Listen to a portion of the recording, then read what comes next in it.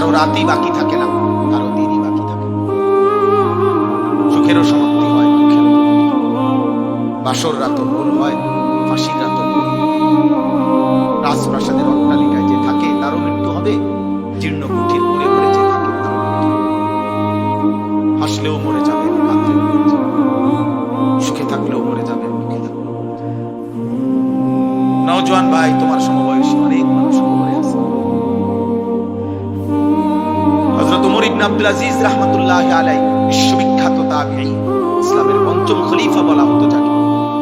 জগৎ বিখ্যাত বুজুর্গ ছিলেন, আউলিয়া ছিলেন, খলিফা ছিলেন, একজন ইনসাফকার আদেল ন্যায়পরায়ণ শাসক ছিলেন।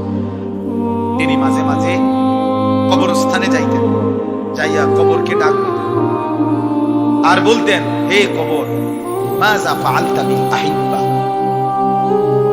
আমার আপনজনদের সাথে তুমি কি করেছো?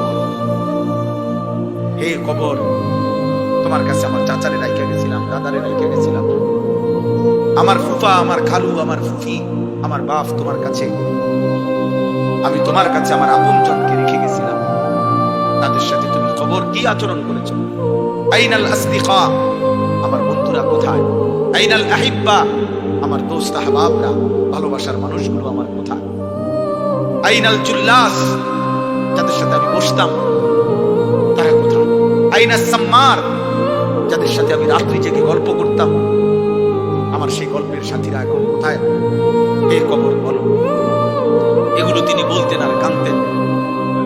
আর ওনার সাথের লোকদেরকে বলতেন, শোনো, কবর আমারে ডাকে। আর বলতেছে, হে ওমর ইবনে আব্দুল আজিজ, আমি তোমার এই আপনজন, স্বজন, বন্ধু, আত্মীয়, এদের প্রত্যেকের চোখ, নাক, কান, হাত, সারা দেহের প্রতিটা অঙ্গ খুলে খুলে ফেলে দিছি, সব ফেলে দিয়ে মাটির সাথে মিশাই দিছি। মানে আমার মাটি আমি আমার সাথে মিশাই দিছি। মানুষ কিসের তৈরি? আমার মাটি আমি কি করে ফেলছি? আমার সাথে মিশাই দিছি, মাটির সাথে মাটি মিশাই দিছি।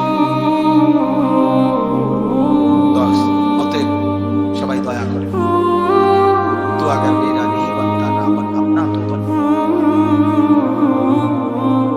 যদি তুমি ভাই কারোর জন্য কোনো উপকার নাই হোক, কোনো কাজেই যদি কারোর না লাগো,